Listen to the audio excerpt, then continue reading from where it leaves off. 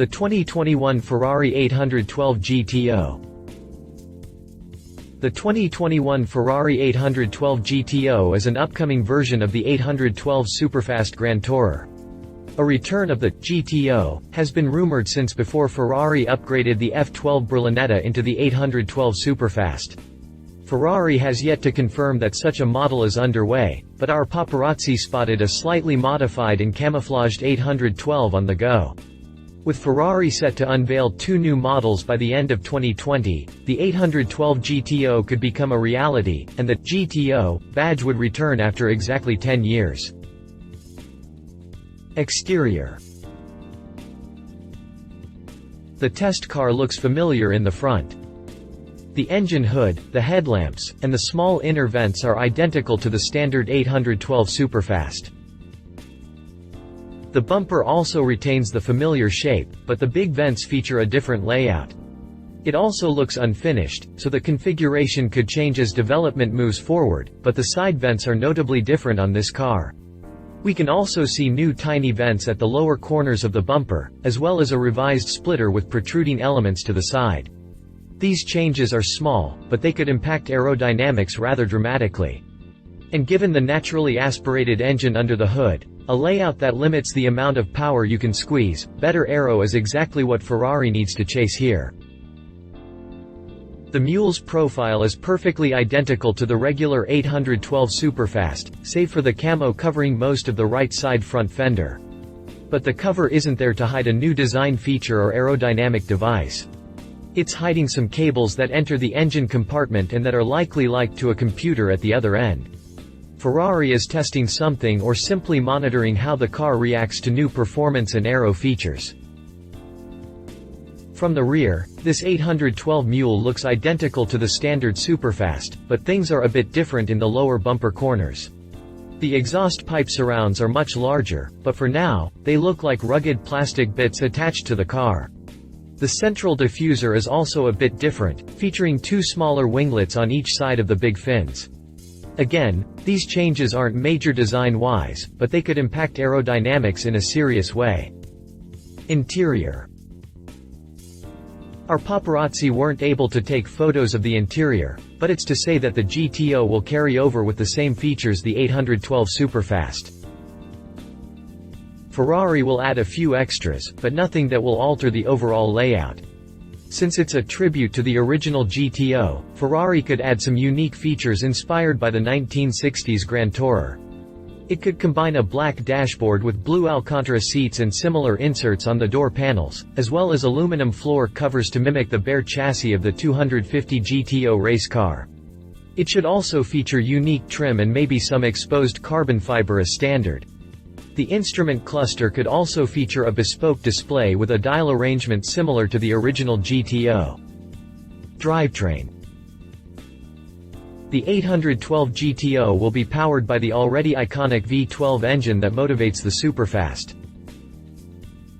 The F140 series mill that displaces 6.5 liters in the 812 Superfast was first introduced in 2002 in the Ferrari Enzo. It was also used in the 599 GTB Fiorano, so it also powered the 599 GTO, the first iteration of the modern GTO. It was upgraded to a 6.3-liter spec for the F12 Berlinetta, the predecessor of the 812, and switches to a 6.5-liter size in 2017. Since then, it was used in all Ferrari cars based on the 812 Superfast, including the 812 GTS and the Monza SP1 and SP2 Limited series. We don't know whether Ferrari is increasing displacement for this engine again, but we do know that the 6.5-liter V12 can generate more power than in the 812 Superfast as us. The latter is already plenty powerful at 789 horsepower and 530 pound-feet of torque, but the special edition Monza models benefit from an extra 10 horses at a grand total of 799 horsepower. This means that if Ferrari wants the GTO to be more powerful on top of being lighter and more aerodynamic, it already has a tried-and-true version of the 6.5-liter V12. On the other hand, Maranello can go with a revised version of the engine for more oomph. Whether it will increase displacement or not, the upgraded engine will blow past the 800 horsepower mark for the first time. Don't expect a massive improvement, though, as the naturally aspirated mill has certain limits. I'd say that the 812 GTO will top out at 810 horsepower max. But this figure will make it not only the most powerful naturally aspirated Ferrari ever but also the most powerful car with a front-engine layout. It will also be notably more powerful than the previous GTO, the 599 GTO that was produced from 2010 to 2012. Powered by a beefed-up 6.0-liter V12, the 599 GTO came with 661 horsepower and 457 pound-feet of torque on tap. This means that the 812 GTO could benefit from an extra 150 horsepower and 100 pound-feet of twist. But will the GTO be quicker than the 812 Superfast? The regular Grand Tourer needs 2.8 seconds to hit 60 miles per hour, and so do the Monza SP limited edition models, which are slightly more powerful.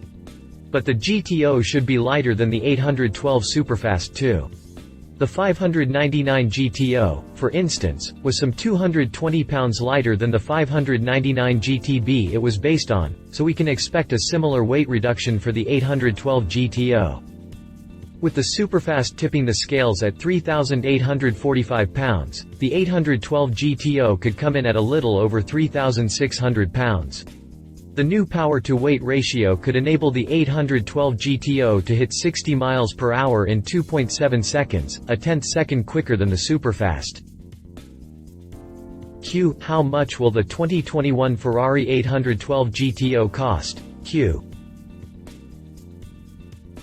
The return of the GTO badge will add a healthy premium to the 812 Superfast. The latter starts from $338,000, while the 812 GTS comes in at $364,000. The GTO will cost more than that and could very well hit $400,000 before options. On the other hand, the 812 GTO won't be as expensive as the Monza SP1 and SP2, which retailed for more than $1.5 million when new. Q. Will the 2021 Ferrari 812 GTO be a limited edition model? Q. Definitely, just like the 599 GTO from 2010, the 812 GTO will be built in limited numbers. The 599 GTO was built in 599 examples, but Ferrari may restrict the 812 GTO to only 500 units. Q. When will the 2021 Ferrari 812 GTO go on sale? Q. The 812 GTO will likely break cover by the end of 2020. Production will probably commence in 2021, but the GTO might go on sale as soon as Ferrari unveils the official details. But as is the case with other limited edition Ferrari, the 812 GTO might be showcased to customers in a private event, and all production models will be accounted for before the car makes its public debut. Q. Will the 2021 Ferrari 812 GTO be better than the Lamborghini Aventador SVJ? Q. Being a mid-engine supercar, the Aventador SVJ isn't a perfect match for the 812 GTO, but enthusiasts often compare these nameplates as the flagship V12 models of the Italian companies. And the SVJ, or Hoda, badge as Lambo's equivalent for the GTO, as it first appeared in the 1960s and then resurfaced again in the 1990s on the Diablo and then again in the 2010s on the Aventador. The Aventador SVJ was introduced in 2018 as a more hardcore version of the SV. It features race-inspired aerodynamics, including a big rear wing, and a beefed-up, 6.5-liter V12 engine that cranks out 759 horsepower and 531 pound-feet of torque. The SVJ is not as powerful as the GTO is predicted to be, but it will be just as quick thanks to its 0 to 60 mph sprint of 2.7 seconds. The Aventador SVJ is limited to only 963 units, including 63 examples of the 63 edition, and it retails from more than $500,000 in the United States. Read our full story on the Lamborghini Aventador SVJ. Ferrari GTO history.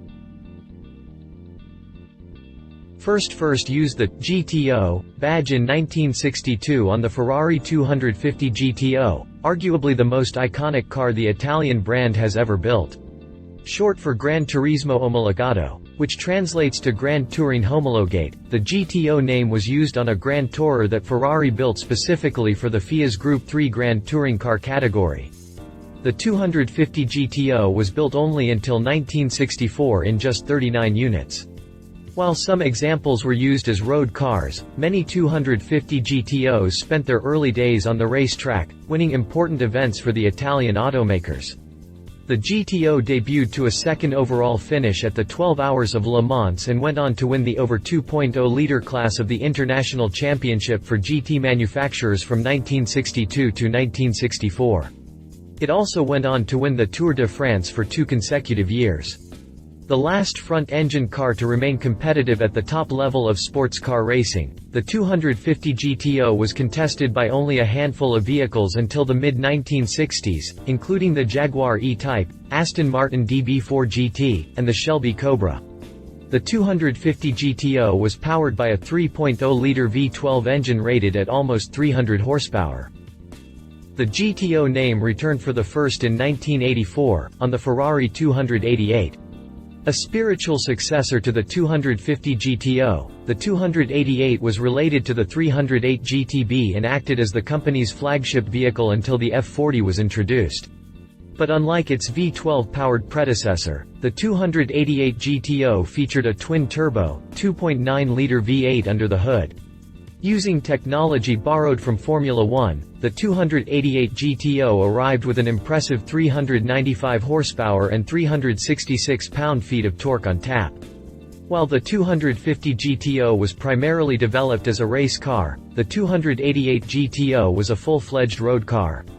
However, Ferrari built a race-spec Evoluzione model that was intended to race in Group B rallying. The series was cancelled before the Evoluzione went into production, and the project was shelved with only 6 prototypes built. The race-spec GTO was powered by a 650 horsepower V8, and it eventually inspired the Ferrari F40. The latest incarnation of the GTO, the 599 GTO, was built from 2010 to 2012. It was based on the 599 GTB, so it marked a return to the original front-engine V12 layout.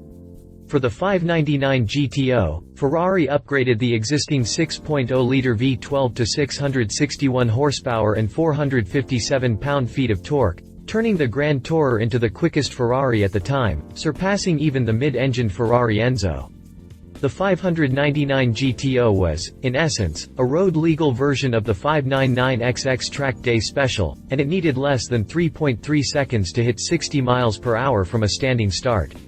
Built in just 599 units, the 599 GTO was discontinued in 2012 as the last Ferrari to feature the iconic GTO emblem. Conclusion. The 812 GTO is pure speculation as of this writing. Ferrari has yet to confirm that such a model is underway, and there are no hints to suggest that the iconic GTO badge is indeed coming back. A revival has been in the rumor mill since 2014, but instead of the GTO, we then got the F12 TDF as a tribute to Ferrari's success in the Tour de France back in the day. The last GTO model was discontinued in 2012, and some would say that it's too soon for a new revival, but I think it would be the perfect way to send the company's current Grand Touring platform, which dates back to 2012, into the history books. Love it. Some revised styling, better aerodynamics, beefed up V12 engine. Leave it not yet official expensive. If you liked this video, please share your thoughts in the comments below and don't forget to hit the subscribe button.